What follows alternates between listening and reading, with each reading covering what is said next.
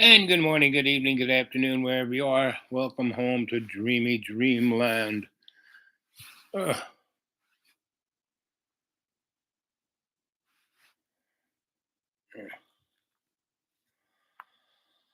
It's in the afternoonish. What time is it? Almost 4. I got about 40 minutes worth of juice. So wait around till somebody shows up. Anybody showing up? Let's see.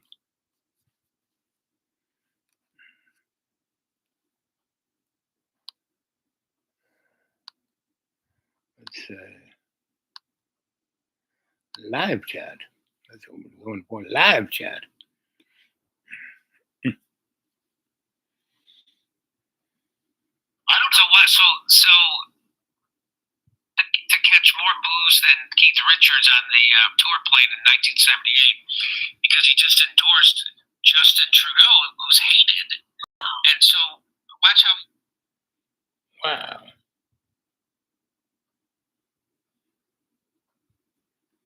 On the tour plane in 1978 because he just endorsed Justin Trudeau, who's hated. Wow. And so.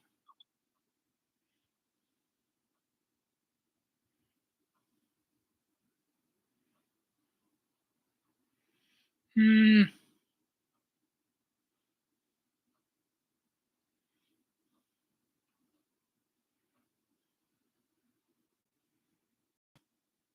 Welcome to FindLaw.com.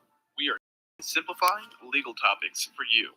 An accident construction has been around for years, but fast forward to using language about the vermin destroying our country from within. I mean, that's straight out of the Volkischer Beobachter, as you well know. So I don't think it's even that controversial to call Trump a fascist anymore. And our Hitler, our cover, I don't know what a Freudian slip that was. Our cover takes a well-known 1932 Hitler campaign poster and kind of transposes Trump's face over it. I expected to be attacked for that, and it just hasn't even been that controversial. Maybe I shouldn't open my mouth. Maybe it will be. But anyway, the cover is just a cover. On to the articles. I wanted to get into these, and let's just go through them because there is some brilliant writing here and a variety of perspectives that I think are important. Let's start out with a member of the Fourth Estate who learned firsthand what a Trump lash feels like. Tell us about that. Yeah, that's Brian Stelter of CNN, ex of CNN. He hosted a show on the media on CNN for a number of years, and at some point during the Trump years, CNN took him off the air. It wasn't obviously stated directly that it was because he was too aggressive toward the Trump administration or anything like that. But that seemed to be the reason Trump hated CNN, and he seemed in time and assume that Trump is back in the White House and say weapon in this or that realm of public life. So there are 8 pieces. I might not remember them all, but it's politics and government, the law, education, the media, the military, culture, and so on and so on. So Brian wrote the piece on the media. That's, I think, a very chilling and gripping piece. I mean, he starts right in. Imagine that it's a few days after Trump has been sworn in, and this happens, and that happens, and that happens. I'm not going to do any spoiler alerts here, but he lays out a very dark but entirely plausible scenario. Yeah, I would encourage you, by the way, to do spoiler alerts. What I've found over the years is that when you give away the story, it causes more people to actually want to read it so that they can get all the detail and share it with friends and things. So, yeah, well, okay. So one. Right there.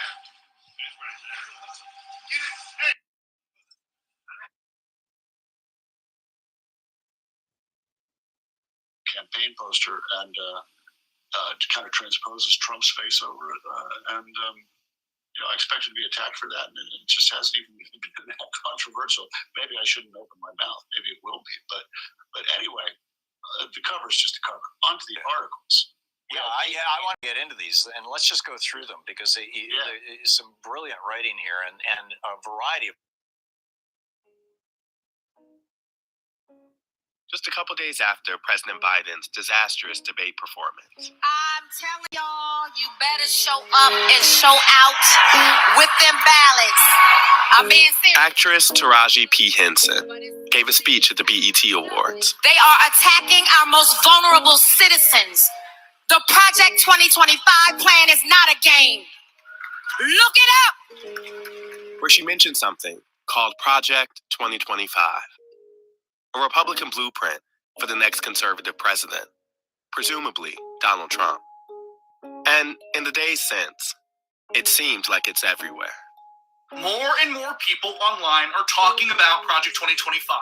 We should all be absolutely terrified of what's in Project 2025.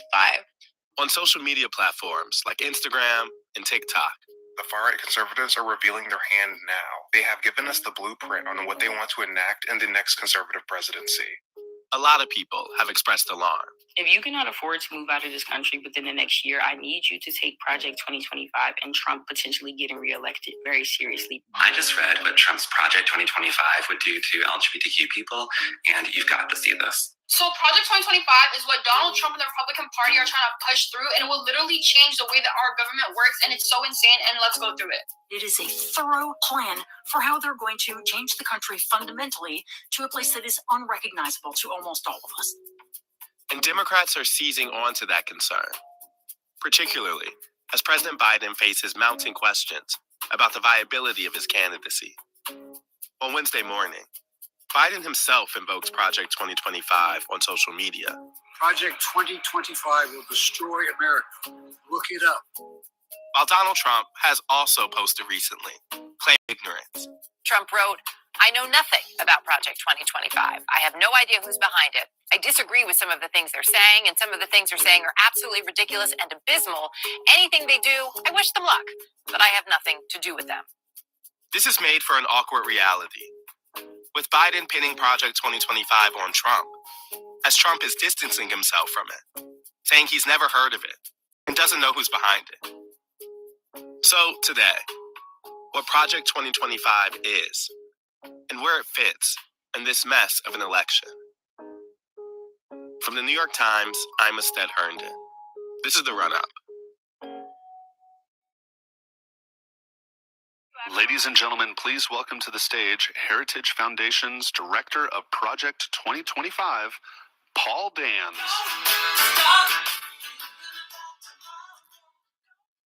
A little over a year ago, the Conservative Heritage Foundation held a summit launching Project 2025. Good morning, everyone. Thank you for better yet, record your question using the voice memo app in your phone.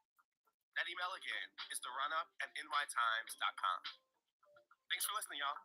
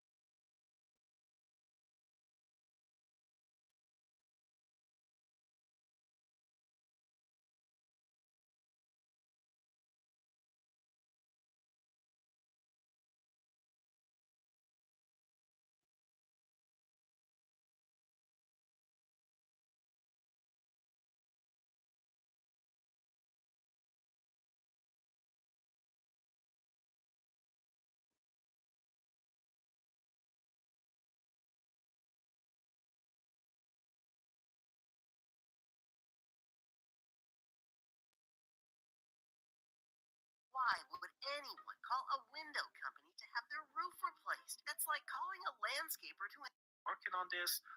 Not Last year, the influential right-wing think tank Foundation unveiled Project 2025. It is a roadmap for what another Trump administration would look like. It instructs independent agencies or agencies that would have been independent under other administrations, such as the Department of Justice, to be placed under direct presidential control. This basically gives the president a lot more power than a president has ever had before. And I know right now you may be thinking that this sounds a little crazy, like something one of your friends who reads a little too much Facebook sends you.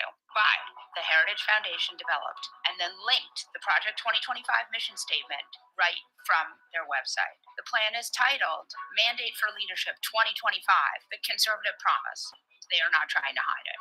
In fact, they go on television and brag about it. And what they brag about is a plan to reshape America into the craziest conservative dystopia possible. Some of their plans include ending no-fault divorce, ending the Affordable Care Act, additional tax breaks for corporations and the 1%, a complete ban on abortions, cuts to Social Security, the end of climate protections, cutting Medicare, defunding the FBI and Homeland Security, banning sexual orientation and gender identity education, strictly limiting contraceptives and regulating in vitro fertilization, banning pornography and imprisoning anyone who disobeys, banning Muslims from entering the country, elimination of union and worker protections, raising the retirement age, raising prescription drug prices, eliminating the Department of Education, banning African American and gender studies at all levels of education, banning books and curriculum about slavery, use of the military to break up domestic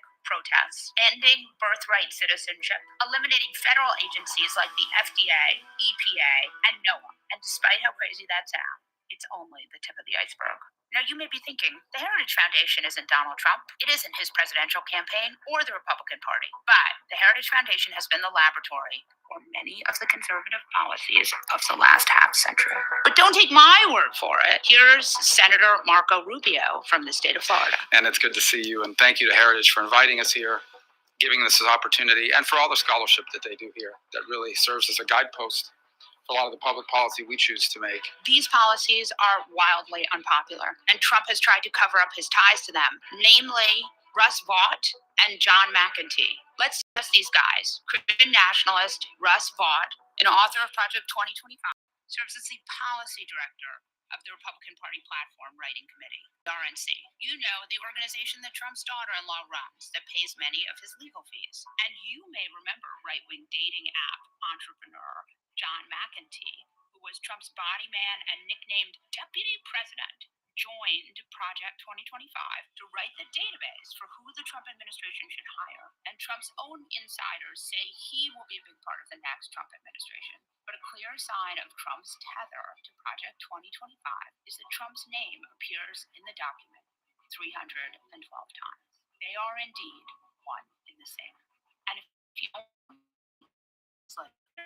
there's Kevin Roberts, and he's going to show you just how serious they are. We are going through the process of taking this country back. No one in the audience should be despairing. No one should be discouraged. We ought to be really encouraged by what happened yesterday. And in spite of all of the injustice, which of course friends and audience of this show, of our friend Steve know, we are going to prevail. Well, that sounds threatening. We are in the process of the Second American Revolution, which will remain bloodless if the left allows it to be. I'm starting to think that these people may actually be very serious about making this happen. Kevin Roberts also said that he saw Heritage's role as institutionalizing Trumpism, adding that the Trump administration, with the best of intentions, simply got off to a slow start. Heritage and its allies in Project 2025 believe that that slow start should never be repeated. So, now that we've established that Project 2025 is the plan, Project 2025 is the plan that Trump will use to reshape America, and that it will be even more insane than his first administration, let's bring in the brilliant Georgetown historian Thomas Zimmer to give us some more of the details on Project 2025. Welcome, Thomas, to this Project 2025 YouTube series. The reason that I decided that it was so important we do this was because of the interview I did with you. Some people may not know what Project 2025 is. So can you just give us a sort of very nuts and bolts explanation of what it is? Yes. So Project 2025 is the name of a massive planning operation on the right. It's spearheaded by the Heritage Foundation. It was launched about 2 years ago in the spring of 2022, and it has brought together much of on the right. It's spearheaded by the Heritage Foundation. It was launched about 2 years ago in the spring of 2022, and it has brought together much of the right-wing machinery of think tanks and lobbying groups and political institutions with the goal of making sure on the right. It's spearheaded by the Heritage Foundation. It was launched about 2 years ago in the spring of 2022, and it has brought together much of the right-wing machinery of think tanks and lobbying groups and political institutions with the goal of making sure on the right. It's spearheaded by the Heritage Foundation. It was launched about 2 years ago in the spring of 2022, and it has brought together much of the right-wing machinery of think tanks and lobbying groups and political institutions with the goal of making sure on the right. It's spearheaded by the Heritage Foundation. It was launched about 2 years ago. However, much of the right-wing machinery of think tanks and lobbying groups and political institutions with the goal of making sure that the next Republican presidency would be a much more effective, much more ruthless right-wing regime. I think it's best to understand Project 2025 as the American right's declaration of war on the idea of a multiracial, pluralistic, diverse society. Project 2025 is a plan to execute what amounts to a comprehensive authoritarian takeover of American government and transform government into a machine that serves only two purposes. First, exacting revenge on what they call the woke, leftist, globalist enemy, and secondly, imposing a minoritarian, reactionary vision of white Christian patriarchal order on society. So that's sort of the very, very big picture understanding, I think, of what Project 2025 is. Can we talk a little bit now about the sort of like day-to-day implications of what America under Project 2025 would look like? For example, a lot of things during the first Trump administration that he tried to do, he wasn't able to do. The Muslim ban, shut down the border, it's stuff that like his sort of big deportation squads. What would it look like now? Like, what things do you think he could realistically get going right away? Yeah, I mean, it's really important to sort of understand that the diagnosis from which they start, from which all of these planning efforts on the right start, is that they see the first Trump administration as a failure. Like, they are very clear that they weren't ready. Trump world wasn't ready in 2017. They had no plans, they had no personnel to implement whatever plans they didn't have, and they had very little understanding of the vast and powerful machine that is the American government. And again, no one understands this better than they do, and they think that they were, because they didn't have personnel, they had to rely on these people, like normal lawyers and bureaucrats and like normal people, right? And they think these people sabotage them. And so this time, again, they feel like we're going to have plans, we're going to purge these people who sabotaged us in the first time around. We're going to replace them with an army of thousands of loyalists and ideological conformists who they are actively looking for. That is part of Project 2025. The policy agenda is only one part of Project 2025. The overall planning operation goes far beyond that. They're looking for thousands of people that they can put into government, into these positions. What would that amount to? I mean, look, the first thing it would amount to is a vastly worse government. Because a lot of these people these are government jobs. They're not partisan.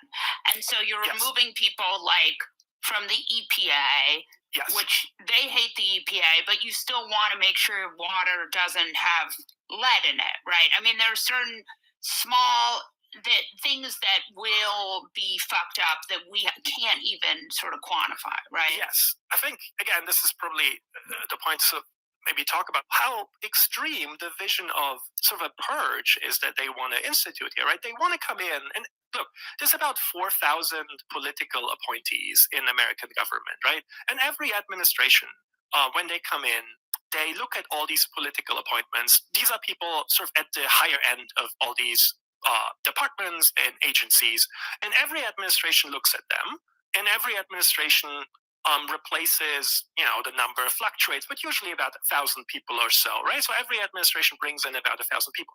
But other than that, they let these normal people, bureaucrats, civil servants, they let them do their job, because that's the whole point about the civil service is you have people who are insulated from direct political control, and they are experts, they know their jobs, they do their jobs, right? So sort of untouched by, there's a new administration who are going to replace the whole personnel.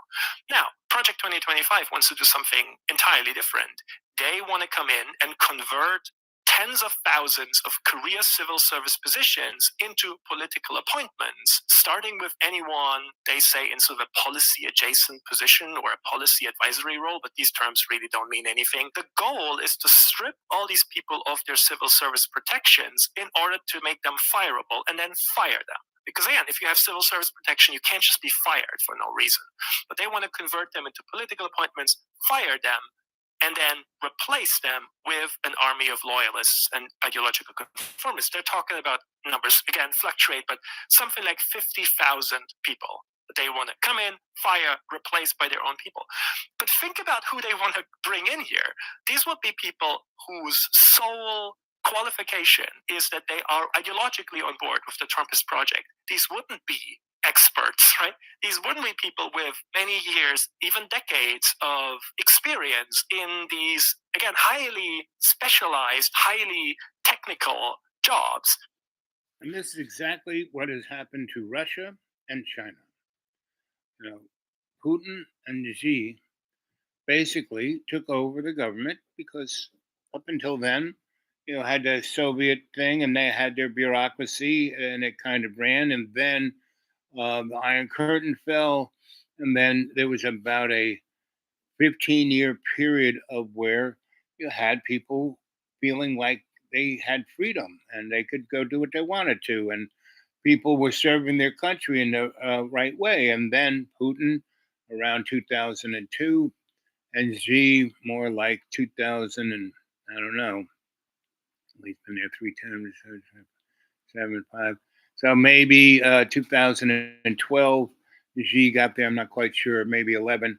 And basically what he did, he got rid of everybody who didn't jump when he said jump. So now China is run by not bureaucrats, not people who understand their job or what they're supposed to be doing, but by people who totally, kowtow to the fearless leader, right? And not tell him the truth. I mean, why did Putin go into Ukraine? How come his intelligence didn't tell him, well, it's not going to be a cakewalk? Why are we still fighting a war? Why is Putin lost almost 1 million guys? It's like,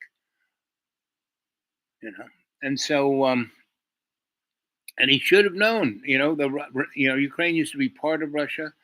The Russians know the Ukrainian people. Those guys, they will fight Putin till the last person there, right? It's going to be awful expensive. And so, that's what part of this whole thing is to stay at, they're backwards on their they more than half their population is, in 5 years, more than half their population is going to be older than 60, and only 10% are going to be in their 20s, So there's nobody there to run the show. By age, there's nobody there to buy stuff either. So China is a dead man walking. They are not a threat. Their Navy. I mean, their Navy can't even go and take Taiwan. If we just stayed over in Japan and said, hey, whatever, Taiwan could eat China's lunch. So everything that you're being told is a straight up, right out lie. And don't believe a word I say, right? Howdy, there's Fish, right? Fish, tell us about the supply chain, and why, what happened, the supply chain and why it fell apart. And that was more or less the thing that caused inflation, right?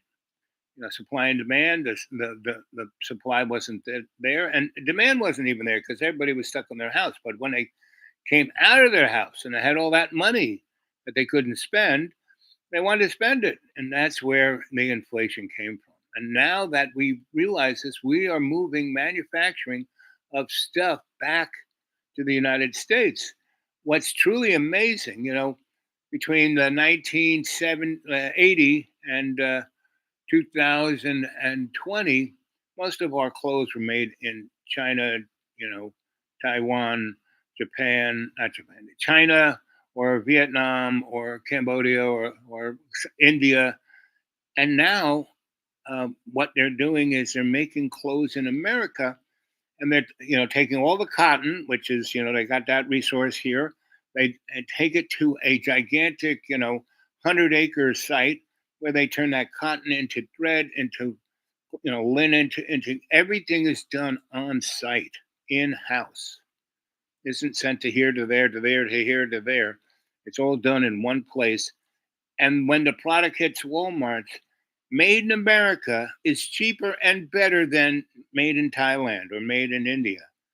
And it's just hitting the capitalists that, so they're going to do that. And Joe Biden took a lot of tax monies to start to build that from the top, the most exotic technology to sneakers, right? And we'll see what Donnie does with that, right? And but if Donnie picks a fight with China, that will, because that's on the other side of the world. Yes, we have bases everywhere, but it's if he starts doing shit like that, because why did one of the reasons why George H. and Dick went into Afghanistan and Iraq and blew apart the Mideast is because they were not doing a good job on running this country. So that was a distraction. Blowing up the World Trade Center, which was more or less a real estate deal with the boy who bought it, like 6 months before it came down. I mean, go look at it really closely. Go read a book called Architects and Engineers for 9/11 Truth, right? That's a good place to start, right? So anyway, but this crazy shit is right here, right now. I mean, just look what happened the other day. How did that kid get a 15 on the roof and be up there, and people go, hey, look at that, and look at that. And the cops are going, well, look at what? Why don't you, And the instant that kid shot a few bullets, they blew his head away. Meaning there were people who had a bead on him. He let go to 4 or 5 bullets, and they took him out. Now, he's got an AR-15. Muzzle velocity is like 6 football fields in a second, So even if Donnie just got a little nick of a bullet, at that velocity, it should have blown half the side of his head off. So, why, let's what happened to the physics, And what did he do? Pop, pop, pop. He goes like this. He does this, and he does this, and he gets under the thing where he sticks a little bag of phony blood over there. I mean, don't believe stories that you can giggle at, And but when in the next 6 months, I'm just a itinerant scholar. I work for anybody, right? But I only serve one person, and that's God's unconditional love through Jesus Christ's unconditional forgiveness.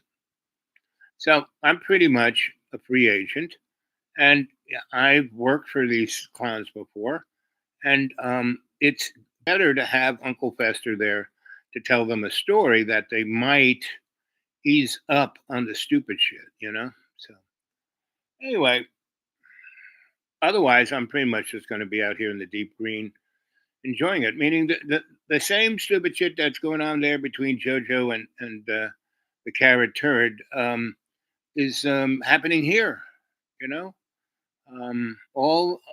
Everything that was a community motif, what made this place great, the nature and culture and the history of this community, is being tore up by chump change real estate developers that are just laundering mobster money, right? CIA drug money. right? So what's going to happen, whether Jojo wins or Donnie wins, what's going to happen is, Bibi will unleash a few nukes and take out the Strip and take out Libya and or Lebanon or wherever Hamas, not Hamas, the other guys, Hezbollah are, and throw something probably at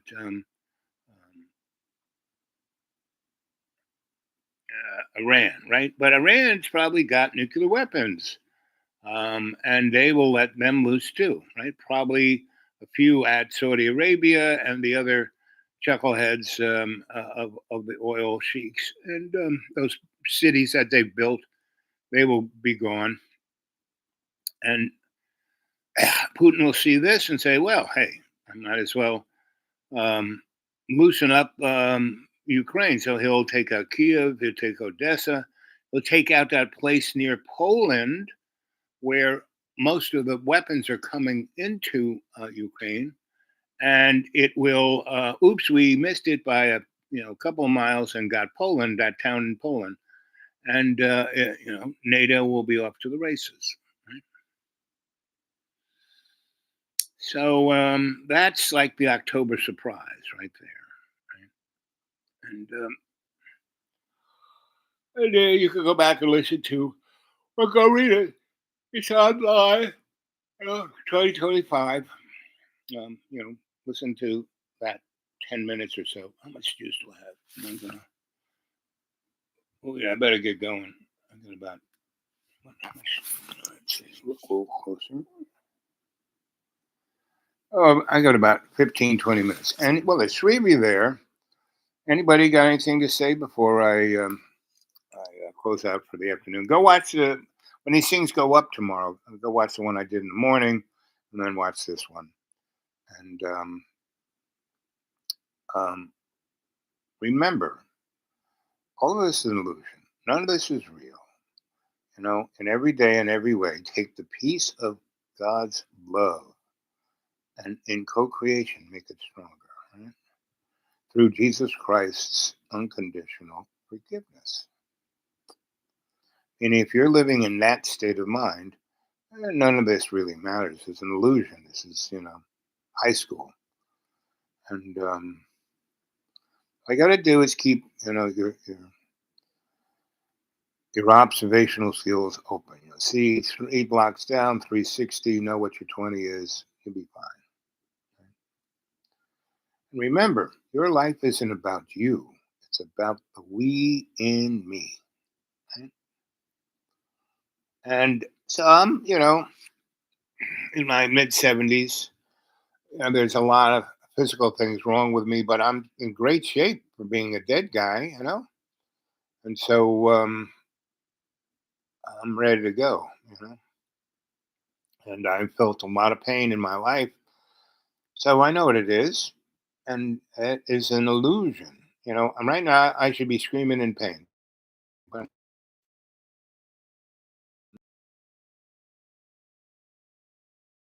screamed over, the last 10 years of her life. Ah, ah, ah, ah, ah, ah.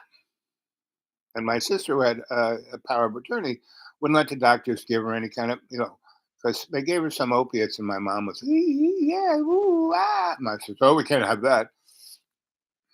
Because my sister was upset with my parents and wanted to see, but my sister didn't hang around. I had to take care of him for 28 years. So I would, massage her feet, her legs, hit her on certain shiatsu points and get rid of her pain. And so, that was a nice thing that her son could do, right?